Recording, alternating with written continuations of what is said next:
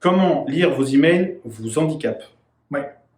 Alors, comment ça handicape? Je vais vous le dire tout de suite, puis après, l'idée c'est de vous parler de comment on les lit, comment on les traite, comment on agit dessus.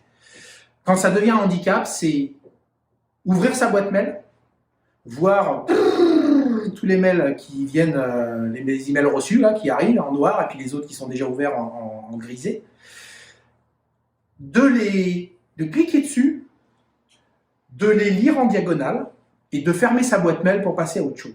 Ça, c'est un temps qui vous sert strictement à rien, qui vous pénalise et qui vient cognitivement vous polluer parce que vous savez, vous avez des tonnes de mails et au fur et à mesure, en fait, vous faites ça. Il y en a plein qui le font. Ils ouvrent la boîte mail, c'est réflexe, ouvrir la boîte mail.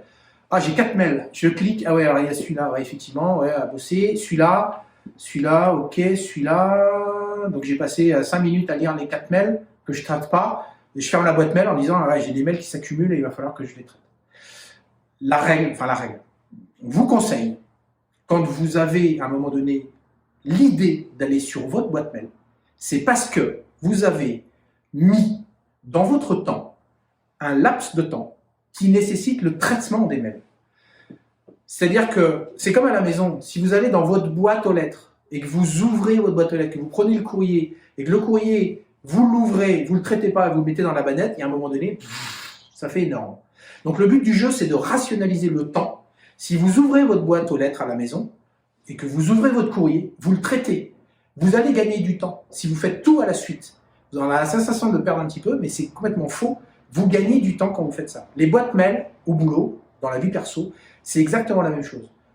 Si vous ouvrez la boîte mail, c'est que vous avez prévu 15-20 minutes pour traiter les mails. N'ouvrez pas votre boîte mail si vous n'avez rien en termes de temps derrière pour les traiter.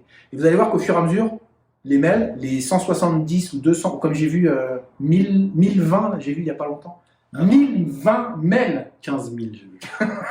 Ah non, mais j'ai vu dernièrement. Alors moi, c'est 15 000 emails non lus. CTRL A, je sélectionne tout. CTRL A, je crois le raccourci. Contrôle A. Contrôle A, voilà. Et supre, hop, 15 000 mails, mais c'est impossible. C'est une usine, il faut recruter quelqu'un pour les traiter. Par contre, si vous organisez votre temps pour faire ouverture de boîte mail, ouverture des mails, traitement des sujets liés aux mails, suppression ou classement des mails, ça, vous allez gagner en termes d'efficience.